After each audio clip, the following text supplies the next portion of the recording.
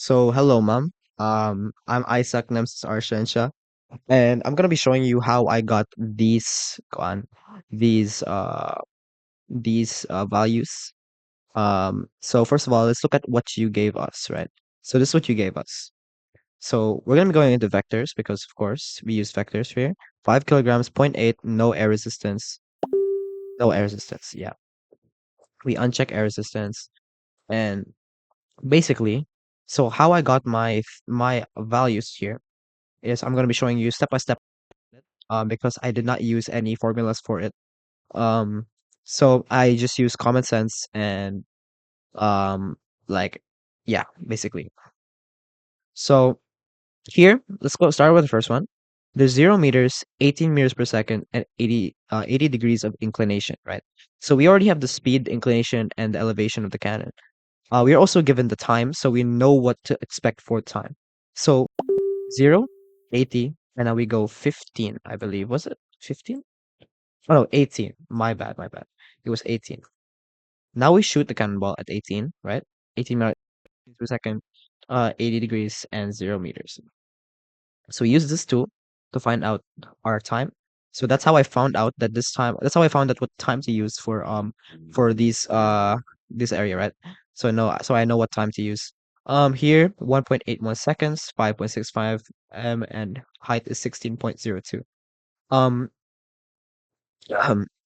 so for me, um, we know that the maximum height is now 16.02 because that is the highest point that this cannonball was reaching. So that is why I had 16.02 and maximum height. And to find out the maximum range, I went over here and it was 11.3. 11.3 meters. So that is what I put in maximum range. And the reason why I also put it in X component is because you actually put 52.46 meters here, implying that this is a large number, a large meters per second in the initial speed.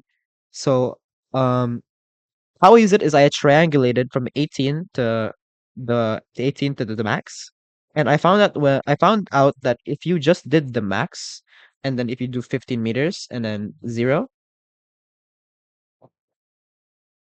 I found out that you shoot it enough and it actually reaches the exact point you were actually looking at. So you use the maximum range as your range for X component, and that is why I also use the maximum range as the X component for up here.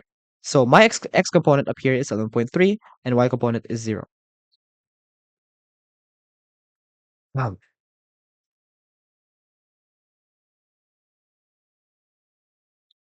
All right. So now we're down here, right? So that's why I had the maximum range, maximum height, and that's why this is my answer. Okay. So now let's go here. 15 meters and so this is gonna be 15 meters and 0 degree of inclination. But I know that the x component is a large number, 52.46. And so I actually just tried when I was doing the simulation first, I actually tried the all of the speeds from 20 up until I reached the exact measurement that you used for the x component, which was 30 meters per second, which is, pretty obvious.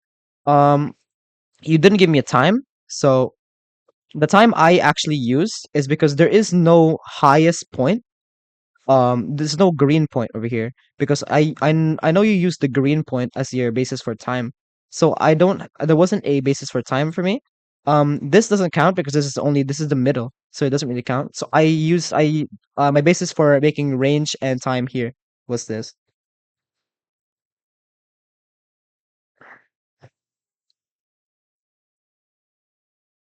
Yeah, this is my this is my range and height. My range and height is 52.46 and 0 meters. So actually, I think the height might actually be also 16.02.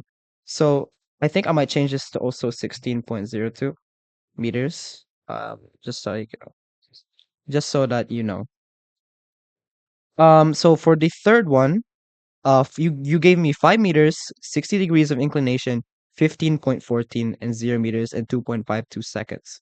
Now, this might sound like a reach, but if I go to 5 meters, I aim at 60 degrees, 60 degrees.